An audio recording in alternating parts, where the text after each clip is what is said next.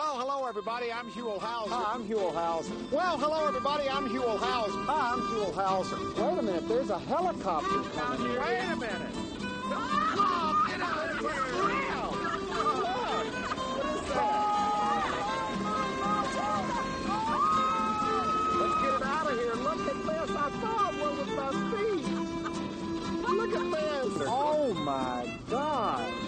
And there they are, Louie, up there. That is an amazing sight to see as we continue our search for California's gold. Well, hello, everybody, and welcome to Huell's Gold. This is episode... Chris, what episode is this? 77? Or 1? I don't know. We could restart. It's either 1 through 4. We're not sure. I'm going to go with 4. I think it's 74. Okay. So, I'm Allan. I'm Chris. What's up? Dude. I haven't talked to you in about a year. You were in a coma, right? Something like that? In a podcasting coma. Yeah, it's been a while, for sure. And yeah, if there's one good thing to come out of all this craziness, all this corona craziness, it gave us time to do this crazy thing that we did for so long and then weren't able to do anymore. And here we are again. Huell's Gold. I know. It's super. It's weird. Yeah. Here's the thing. I'm standing in my closet right now. So, yeah. Like, I don't...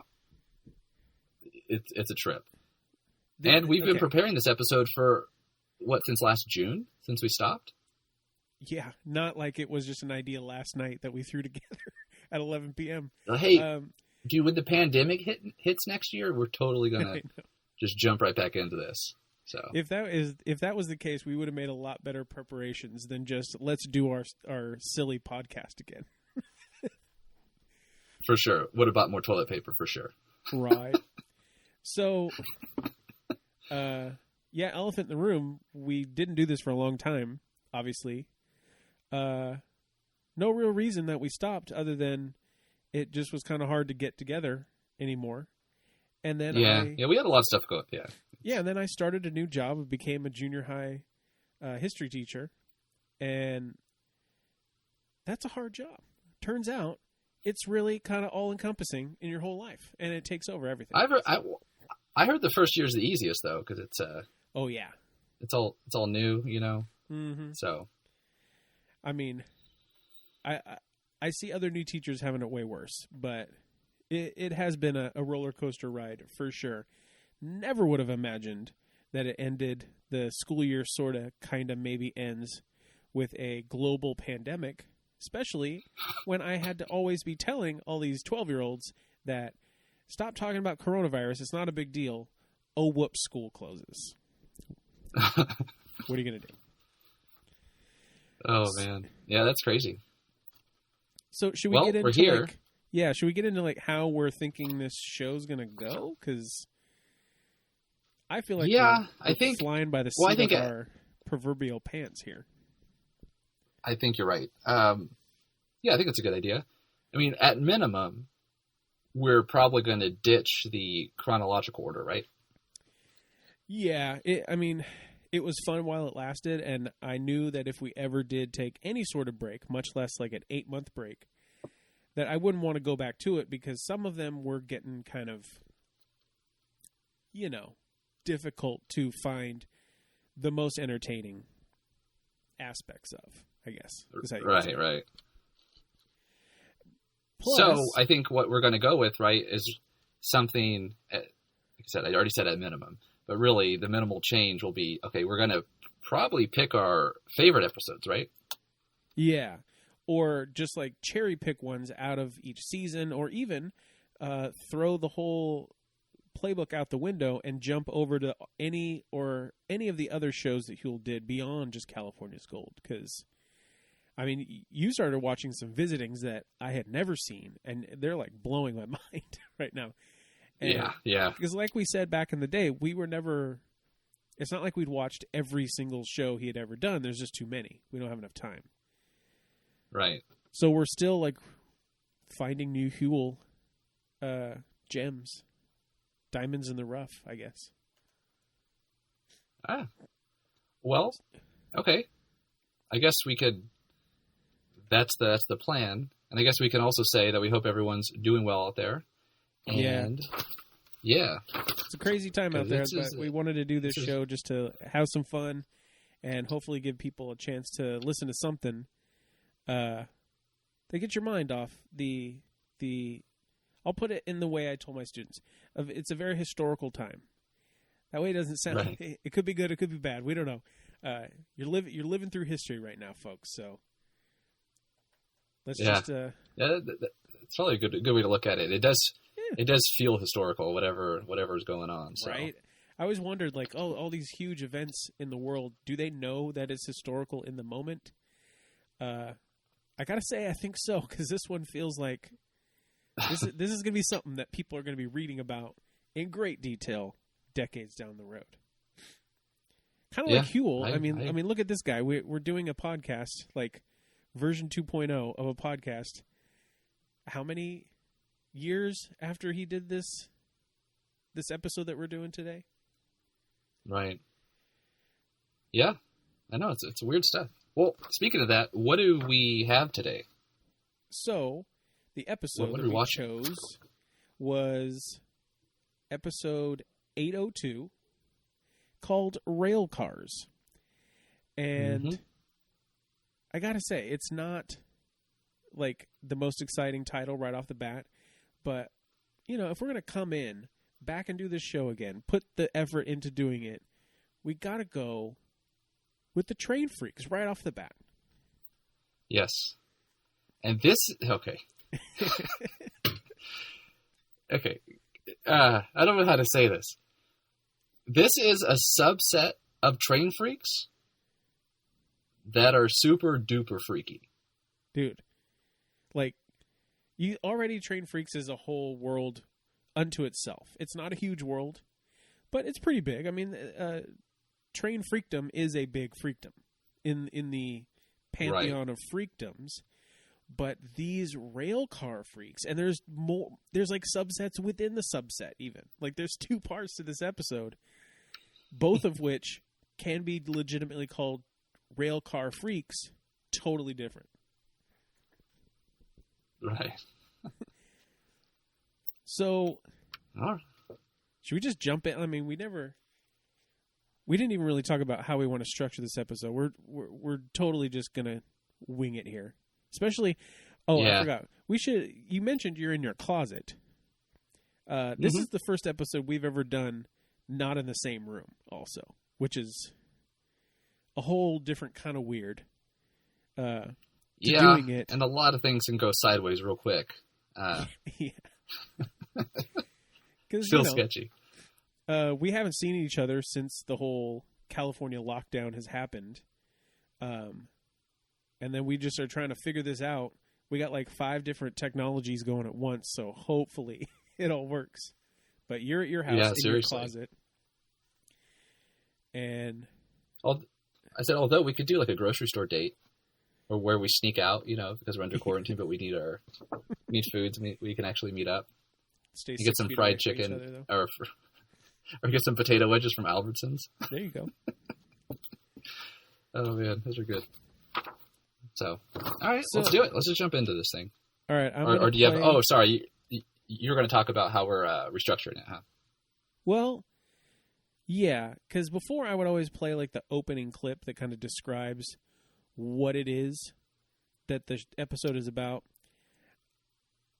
I think that we should just like describe it visually, because this one, as you're watching the episode, and we're somehow Allan and I are going to watch this episode at the same time right now, but when the episode starts, Huell is just straight up standing in the middle of the train tracks with a train barreling down upon him with zero fear.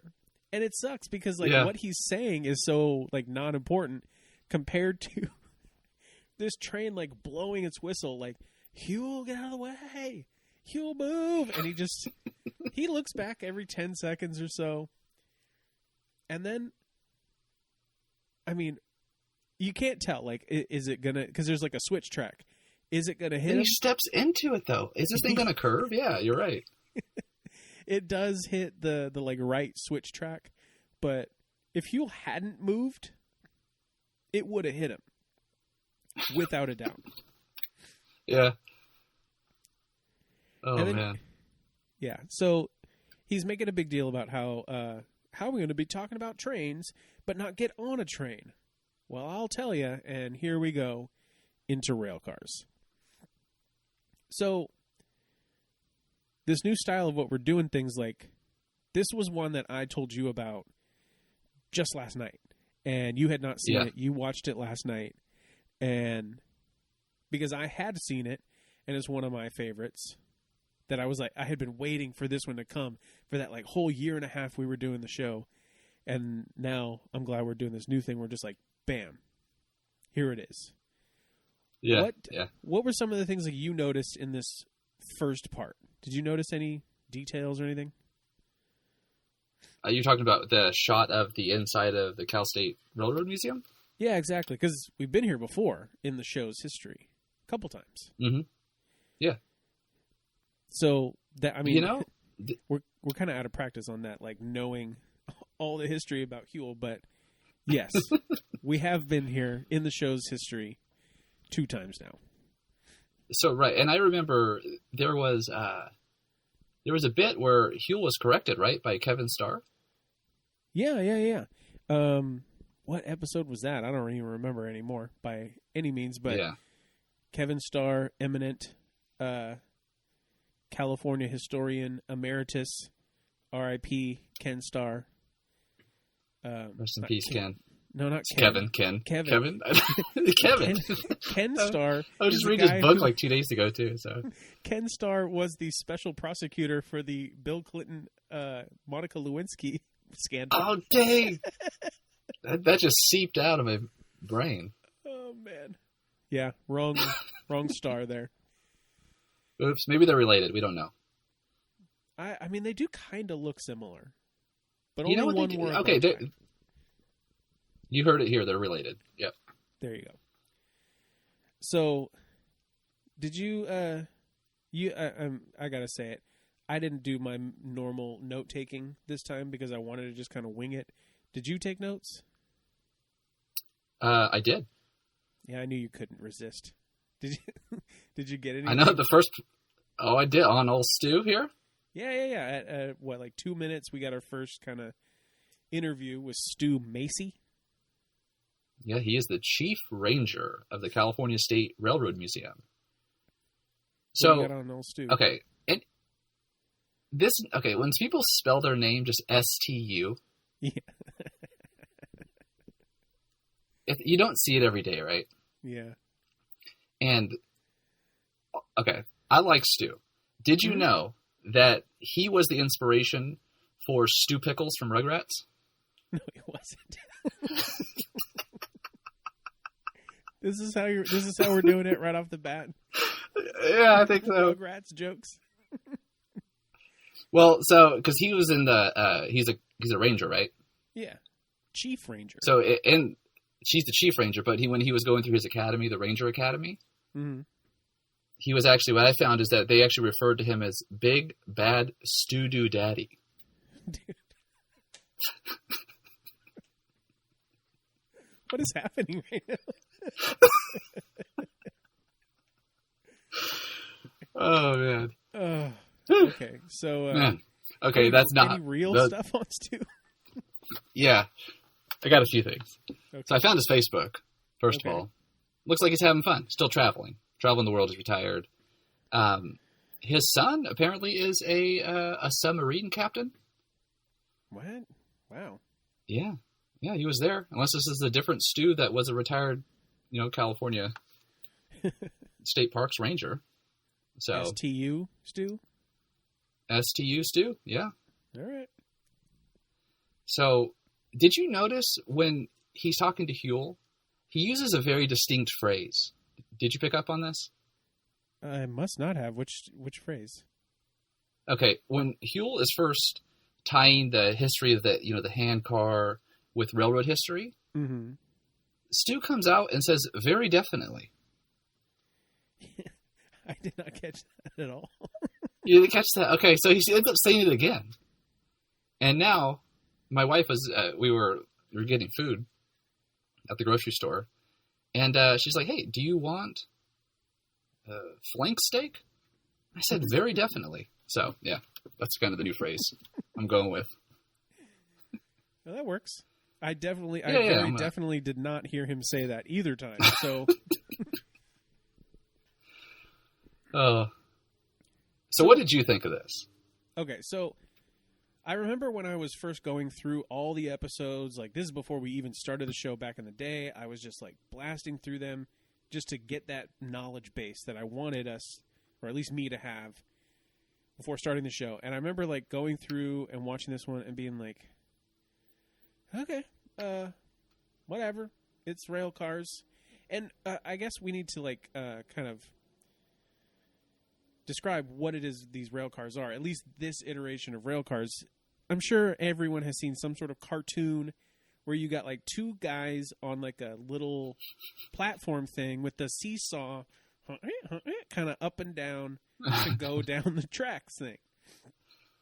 This is what these are. I mean, there's multiple different kinds. Huell is on this like bicycle style one that he like just cannot seem to figure out how to work. But well, so I think the way that they structured the show was kind of interesting because they start with the most rudimentary car, right? Yeah, like the push car. You good? You good? Yeah. Okay, and they do the push car, and that looks like he just made it up, right? Like people didn't do that. Like eating a sandwich and just eating an apple core and then pushing themselves down the. And then he gets up and says, "Oh, actually, you can use a stick." Yeah. And then Huell jumps on there, and then they start pushing with a stick. It's okay. That looks made up too. Although he did say that people. What's that? Have you seen those guys? Like, it's like a newer thing that, at least to me, those dudes with like longboard skateboards who have those like pusher sticks. Have you seen no, these? I haven't seen that. You haven't seen these fools? Like, I saw them on the CSUB campus a couple times, and they're just like slaloming around with this pusher stick. If you still worked at Wavelengths, I'm sure the skateboard pusher stick is something that you would have to have in stock at some point because it's like the new Lazy Boy skateboard styling. That's hilarious. Have you not seen this? I'm surprised. I haven't seen that. No. Get on it, bro. Seriously, Ed. Well, so he shows us these different iterations of the cars, right? I guess it's the evolution. These are the more basic ones. Huell jumps on, pushes with a stick. Yeah. It's like, okay, that's cool. And then, so he first shows us the, in my notes, I referred to it as the leg hoof pushing car. Yeah. I guess I call it hoof pushing, whatever, with your feet. And then we moved to what you were talking about, the bicycle. Mm-hmm. And this is where this would be a blooper if Huell didn't keep going. He just went with it, yeah. Because he derails the whole thing. Like, he just pops it right off the rails. And you just hear, whoa, whoa! And then, what does Huell say? He says, oh, did this used to happen to them too? And he said, yeah, if they're going backwards, they would have derailed. He's like, oh. And did he call it a historical tailbone injury? Yeah, because he's like, oh, this is probably like in history. We just made history. I got a historic tailbone injury. Oh, that's what he said. It's going to be a historical pain on my tailbone, too. Yeah. Oh, yeah. So, did you notice, okay, Huell's outfit here, especially when he's on the bicycle-looking one. Mm-hmm. Okay, this just struck me because we came back to this, after taking a break for a bit. Yeah. Huell, strikes me, he has, the body of, a G.I. Joe. What do you think? Dude, okay. I've never thought that before. It's something about, the fact that his shirt, cinches at the bicep and at the waist. Yeah. But then his pants are, super relaxed fit, so they're kind of, billowy denim, and it's exactly like that. And the boots and just everything. Yeah. But a full-size G.I. Joe, not the little plastic version, the big, old school big ones with actual cloth clothing. Like, yeah, totally. Oh man, G.I. Huell. That's awesome.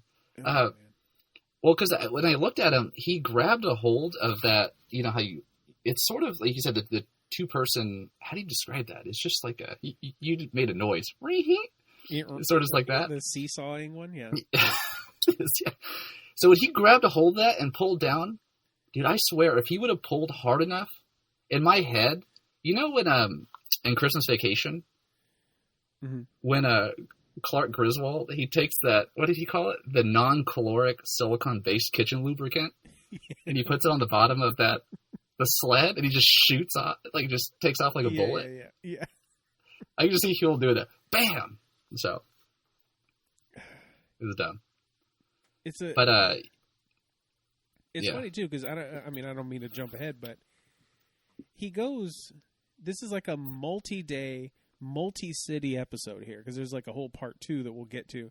But he wears the same thing both times. Like he just went home to L.A., hit it in the wash, went all the way back up north, even further north than we are, and bam, same clothes the whole episode.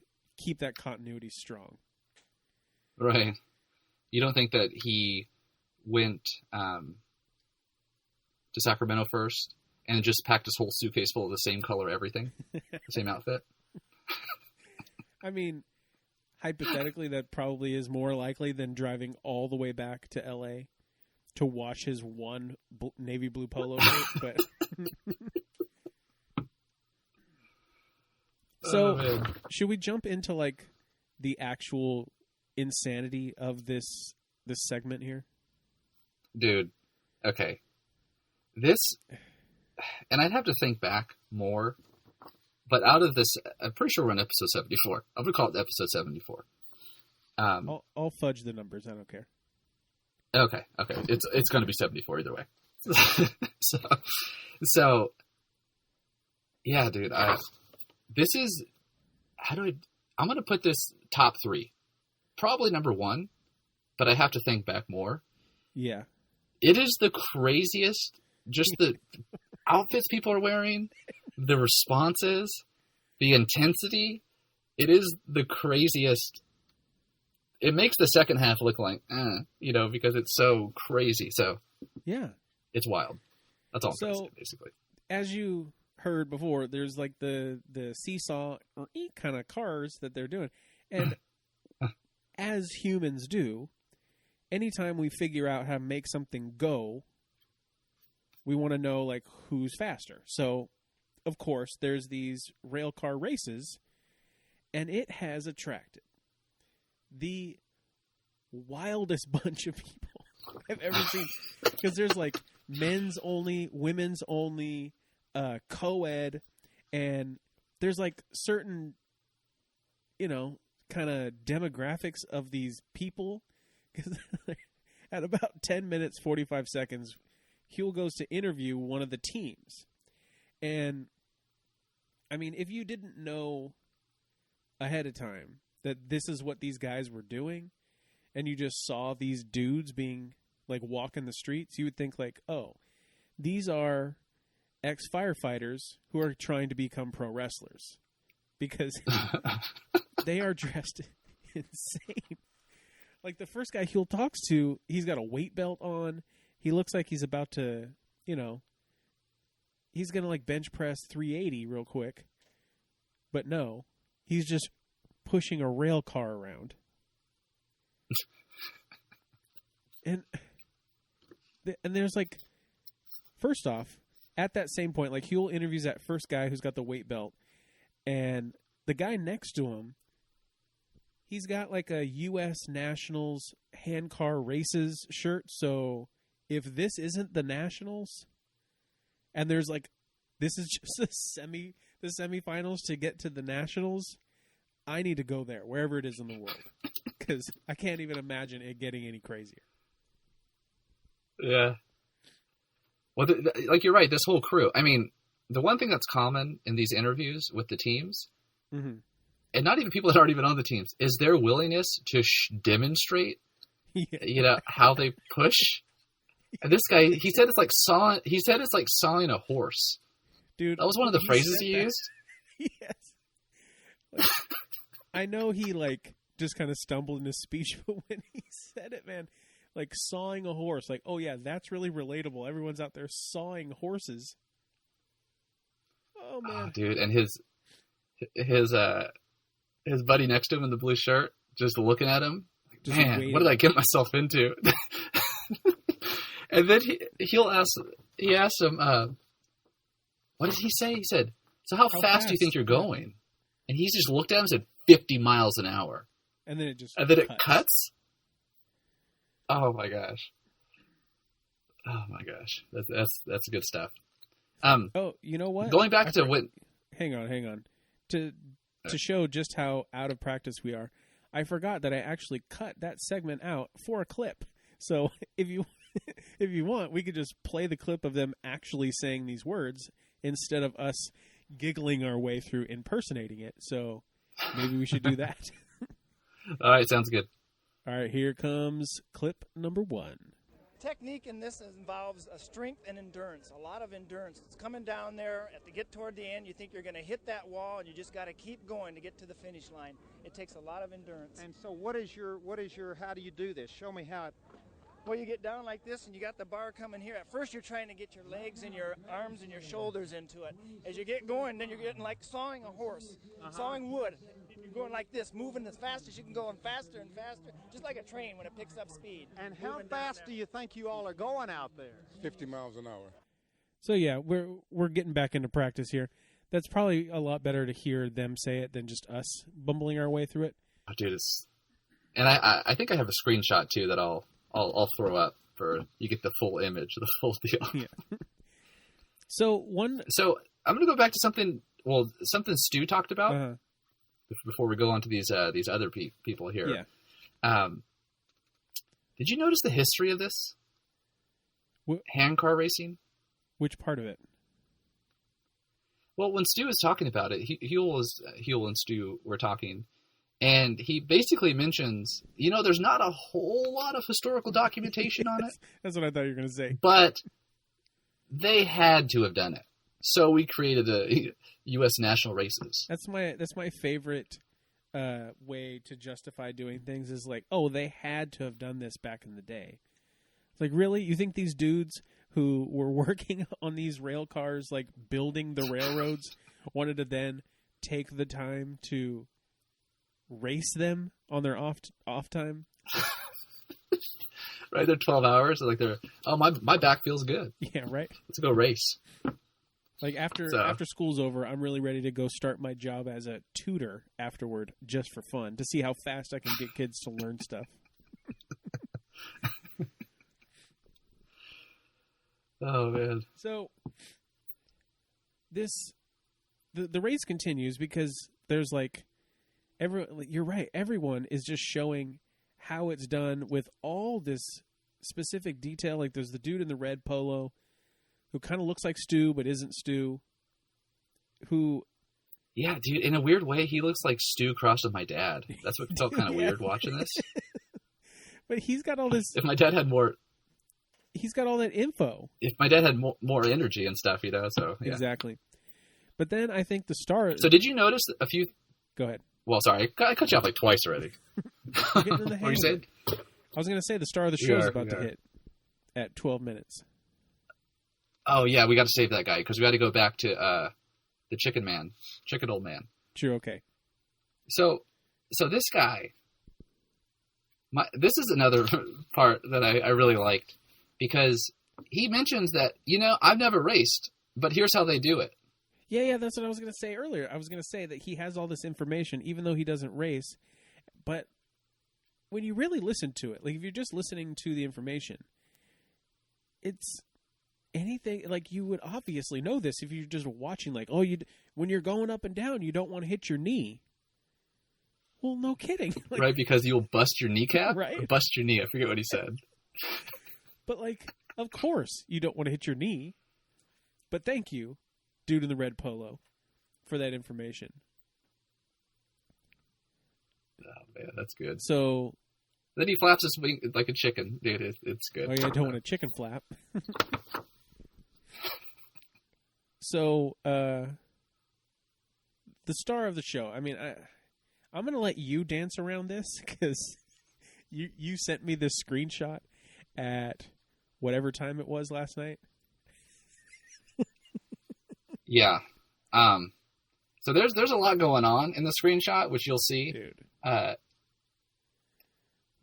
This man, he's the pusher, right? Is that what they refer to him as? Pusher, yeah. So Louis does, okay, later in the show, we see an excellent shot from Louis. Yeah. It is, award-winning shot on the train tracks.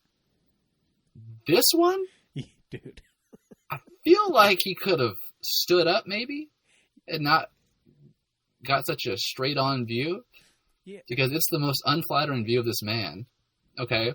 Because, it does seem like Louis is kneeling down to get this shot so he can, get the whole, the sky and all the dudes in frame. But then the pusher, I mean, he is doing kind of an unflattering thing in general. Like, the pusher, dude, they're they're on their knees behind the car, and their job is to literally just, throw their weight forward to get as much oomph as they can, and then there's this crash pad in front of them that they can just kind of push and then just drop down onto so they don't have to catch themselves.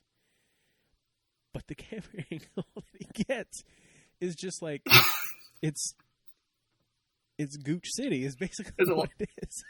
It's a lot. It's a lot. You just have to look at the screenshot and you could draw whatever conclusions from it yourself, what we're talking about. But also, okay, I'll talk about this.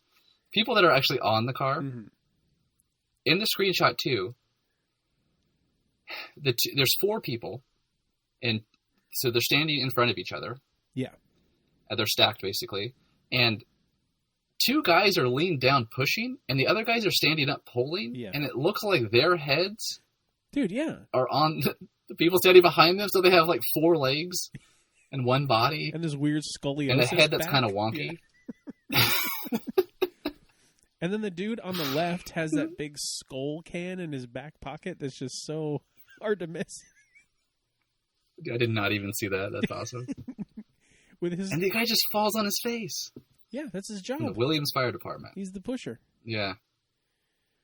Oh, man. So he gives Huell a nice yell, right? So we get to hear that. Mm-hmm. And you're like, wow, that was a really loud yell. That's funny. And then we get Old Yeller comes up next. Dude, hold on. I'm gonna do the right thing this time. I got the clip already ready to go. Okay. Because I'm so ready. Because we can't do this. This guy he's insane. In a good way. Dude, it is okay. Too freakdom. Yeah, for sure. All right, let's hit the clip. Ready on the car. Get set. Go. The unsung hero, the pusher, and you really let out quite a yell there when you push. It just helps things go much faster. Uh-huh. Can you do that for us again? Ah! That good enough? Here we go. Ready on the car. Get set. Go. Try the bar. Try the bar. Try the bar.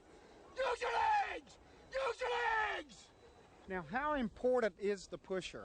Well, it's like if I didn't get them started, they wouldn't go anywhere, basically. Yeah. I don't do a whole lot per se, but or any pusher for that matter, because we just kind of lay down on the job. Dude, this is this guy is the most intense of almost anything I've ever seen in my life. Okay, so I showed Kathleen this today. Mm-hmm. I was already convinced that this is a more extreme sect of train freaks. Yeah. I already thought that. And then I saw this guy. Dude. Hat on backwards. Just yelling. Could you even tell? I heard legs. Use your legs. Use your legs. The first thing, I can't tell what he's saying. Push the bar? I couldn't either. I don't know. It's just like the adrenaline is like just spewing out of his mouth.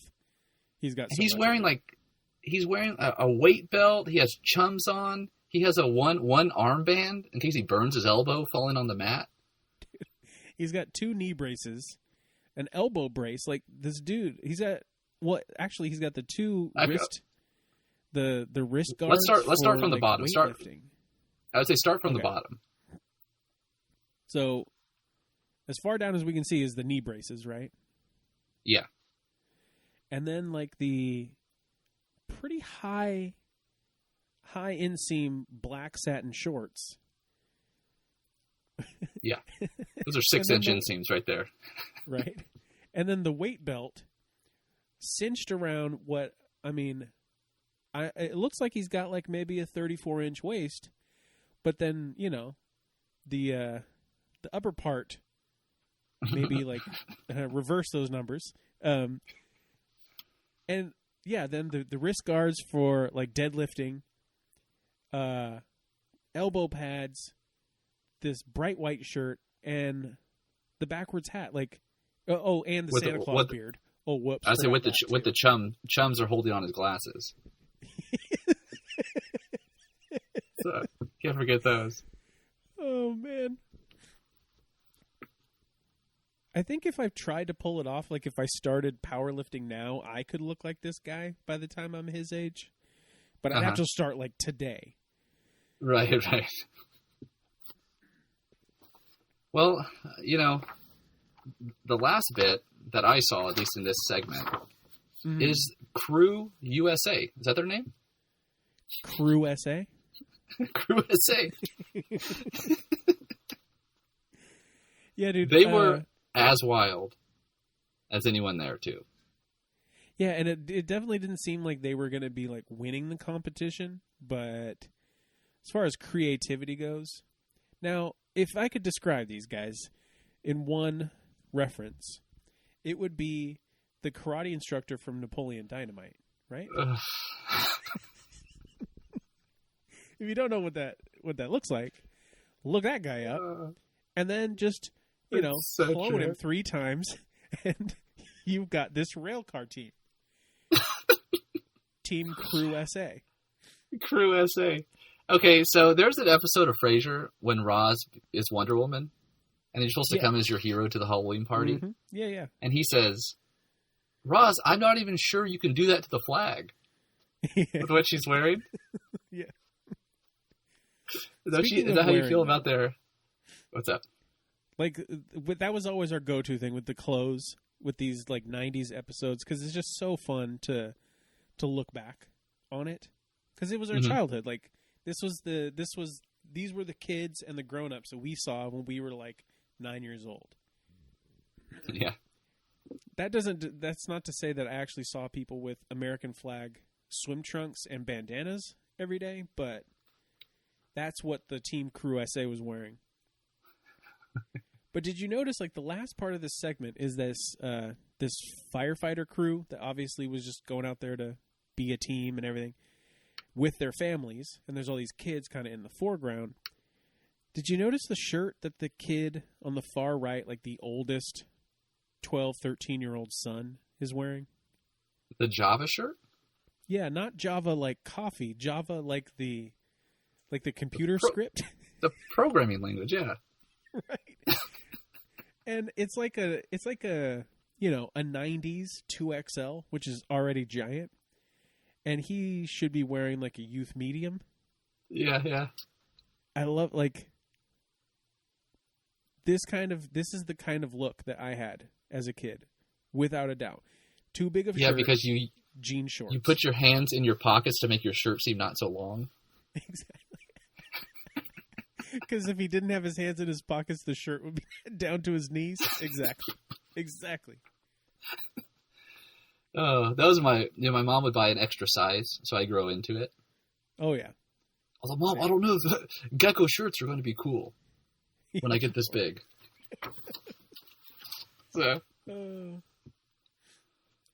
So, unfortunately, that kind of wraps up segment 1, like the real juiciness. Oh no, what there's the women's division. Oh yeah, I forgot about this. Yeah, the women and that's another thing Kathleen said, because her face, she didn't say anything about the old yeller. Yeah, she just had her mouth open, like, what is happening? Mm-hmm. And then when she turned away and turned back, and this lady's wearing a swim cap with goggles. Yeah, she's like, what is going on? I had the headphones in. Well, no, that's not true, because she heard the old yeller. So, but she's like, just looked over, like, what is happening in this episode? And then and that lady claims that it makes her go faster, right? She has faster time because of it. Sure, the aerodynamics going 50 miles an hour. Well, I was thinking about her friend on the right. She's having fun and games when her friend's the one being interviewed, but when Huell turns to her, she gets this face that it reminded me of like Michelle Rodriguez from Fast and the Furious, the first one. I don't know, bro. I never saw it. Okay, well, it's just like this face, and she's ready for whatever question Huell's going to give her right now. Oh, I get it. Yeah. I know she was like so prepped and ready. Like, I am going to nail this. And she did. She did. She answered it perfectly, and she's all lighthearted. Mm-hmm. I thought she was going to give a hard answer, but dude, yeah, like 15 minutes, 5 seconds. She's just like listening. Okay. I said it perfectly. And then she nails it. She's so proud. Oh, man. And then, like, it ends, the last part of it is, like, this intense, buff, crazy team. And then it goes back to, like, the old-timey team of them in suits. I think they should have to wear the suits if they're going to be doing this as a competition. Make it historical. For sure. And do you think they were going 50 miles an hour? Oh, heck no. Maybe I will say 15 miles an hour. It's not that fast. They were going faster than I thought when they passed the camera, but definitely not 50. Yeah. No. And then no. Yeah. So, let's just jump into part 2. It's going to be a lot shorter because there's really not that much, like, super excitement, but it's interesting. Like, I didn't know these things existed prior to this, and I mean, did you take the time to look up if this whole crew still exists, this new crew that we're talking about here? Okay, so I did a little bit, and I will say first, so we're in McLeod, California, where this is happening. Super far north, and yeah. We did episode 63 on McLeod. Yeah. So what was that one? What happened there? Do you remember? It's an old company town. They had a lumber mill. They had their own hospital, stuff like that. Mm-hmm. And it was cool. And I think Huell was at Heritage Days there, but I'm not going to say that for sure. But I'm pretty sure that's where he was in episode 63. Oh yeah, I'm sure he was like hitting a couple episodes, getting them in the bag if he's driving all the way up to McLeod. I know. He got a call every year. Huell, this is Misty from the McLeod Heritage Junction Museum. So unfortunately, this is no longer around. No, the Heritage Days, I should say. Oh, okay. Well, still, that sucks. That's done. But Narcoa, which if you forget the A or leave a space, will take you to Narcos. The North American Railcar Operators Association, so that rolls off the tongue nicely, Narcoa. They're still around. And okay. I will say that the Motor Cars Operators West is still around. All right. Which is kind of cool. So, I will say this. Yeah.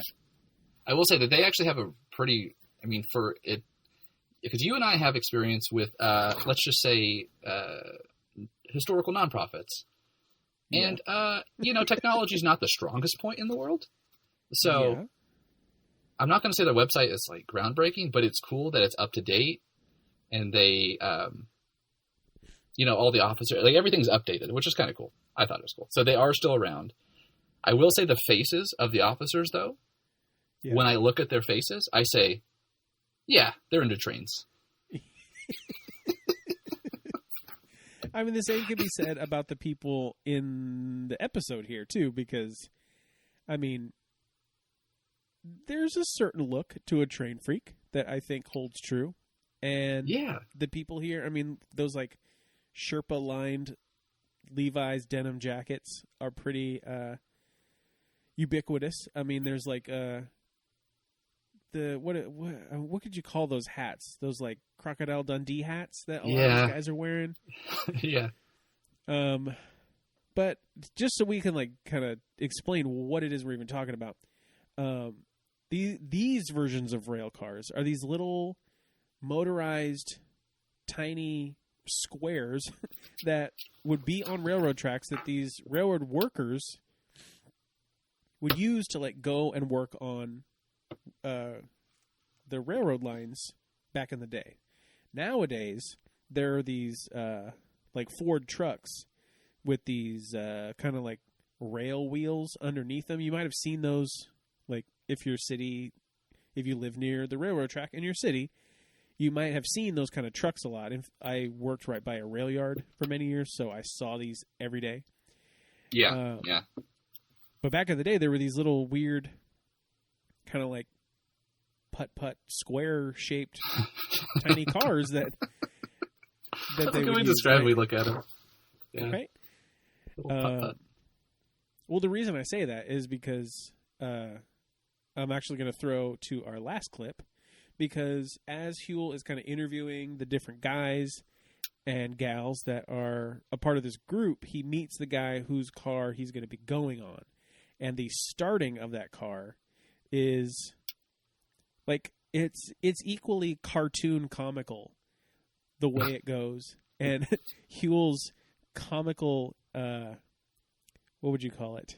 His kind of like disbelief that this thing is actually going to work at all. He does not trust this guy whatsoever to get him up Mount Shasta. Yeah, it's good. It's good. So should we hit that? Let's do this last clip. Yeah, let's do that. Okay. You're cranking it up. Yeah. Is that how you get it started? That's how you get this Well, one let started. me stop this guy. By cranking it. Yeah. You want to do that again for us, just to give us the effect? Yes, I will. See if I can get it going this time. Oh, it hadn't started yet, so you... Okay. Oh, it's going. Okay. Here we go.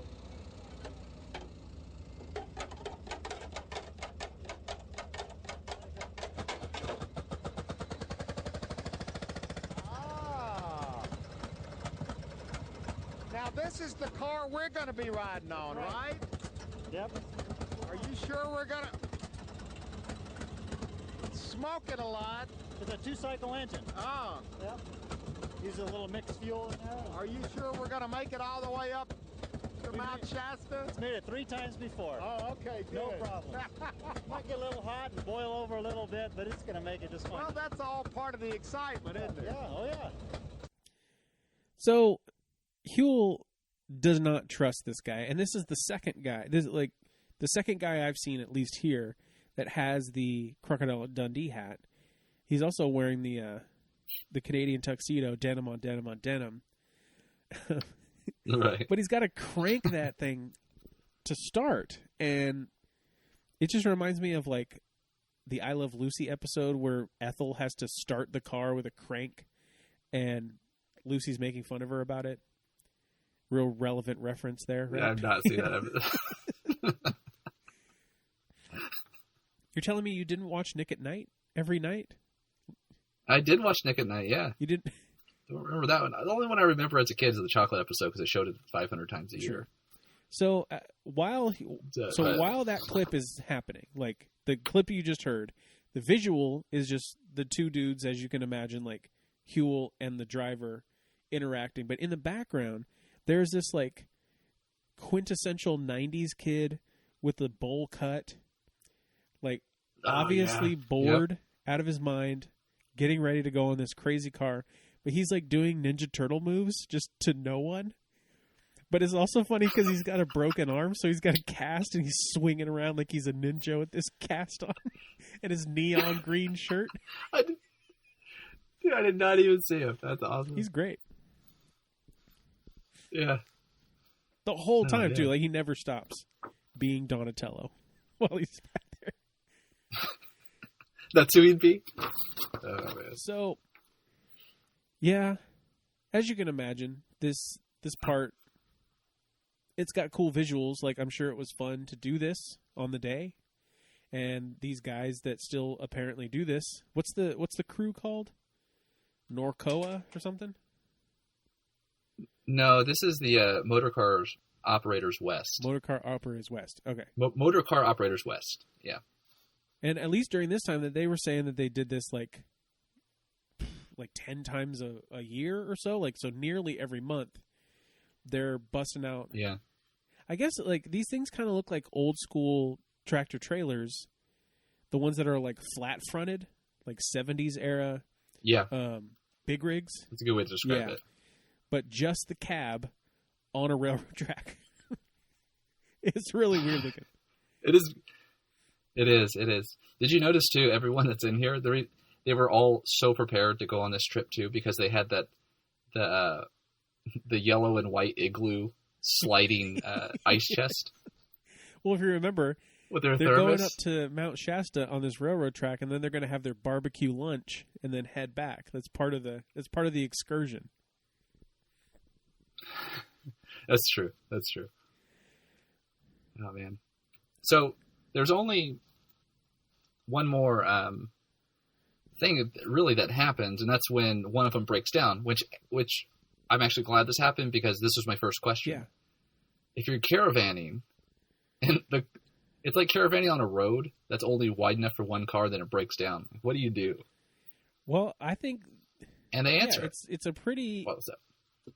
Well, I think it's a pretty Darwinian way of going about it, because they said if you break down, there's a 5-minute rule. If you can't get your car running in 5 minutes, you're done. You're not going to hold everyone else up anymore. You got to get towed or pushed one way or the other. And it's like, I don't know about you out there in the world. I couldn't fix much of anything in 5 minutes, much less an old antique rail car that runs on a 2-stroke engine. Like, how are they expected to get these things fixed so quick? But these fools do. Like, the chain comes off the sprocket or whatever it is, and bam, within 5 minutes, like Huell's. And the thing is, it's still rolling backwards too while they're working on it. While they're working on it, I'm sure they're trying to. Yeah, and then afterward too. Like, these things are not safe. The guy's he's the guy at the bottom just pushing it so it doesn't roll back. Yeah. Or no, maybe he's not. Maybe he's just reaching in. It's hard to tell.